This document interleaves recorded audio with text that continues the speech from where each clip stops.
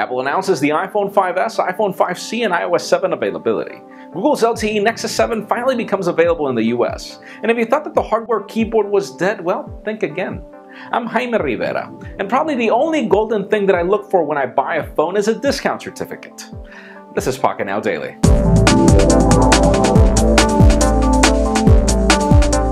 Let's start today off with the non-Apple related news. Those of you waiting for the LTE variant of the Nexus 7 can finally pick it up in the United States on the Google Play Store. It retails for $350, which is kind of steep, but Google actually sweetens the pot by offering a free month of T-Mobile data, which is really good. You also get free shipping as well, so make sure you order that thing before it sells out.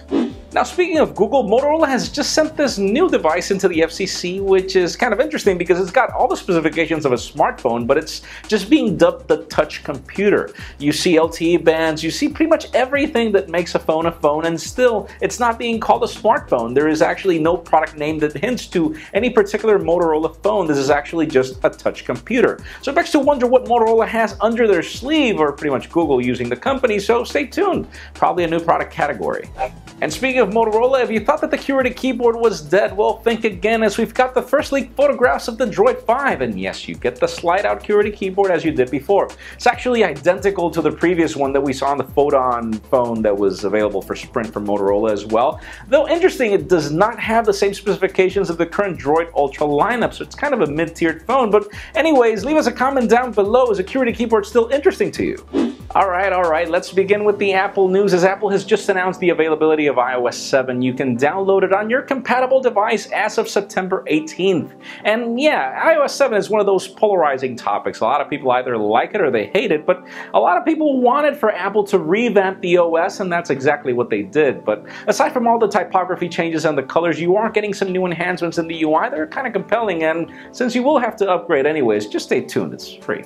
And finally, for the hot news of the day, yes, we finally get two new iPhones at the same time. The iPhone 5S and the iPhone 5C. This is pretty much everything we saw in the rumors. In the case of the 5C, for example, this is an iPhone 5 with a different chassis. It is everything that we knew in the iPhone 5, only with a plastic, colorful back with a lot of cases that you can match it or non-match the phone. It's kind of interesting, and again, $100 after a 2-year contract for the 16 gig model, $200 for the 32 gig. But in the case of the iPhone 5S, this is interesting. I mean, this is exactly the same design of the iPhone 5, but in this case you get an A7 processor, you get new optics on the camera that don't necessarily bring optical image stabilization. You get, bigger pixels or a bigger sensor, but actually it doesn't bring any enhancement except for the flash. Probably the only cool thing is the fingerprint scanner, because now you won't have to be unlocking your phone, and Apple kind of figured it out. From the hands-on videos that we've seen, it seems that Apple did figure this out. But anyways, that leads me to the question of the day. Are you interested in any of these two iPhones, either the 5S or the 5C?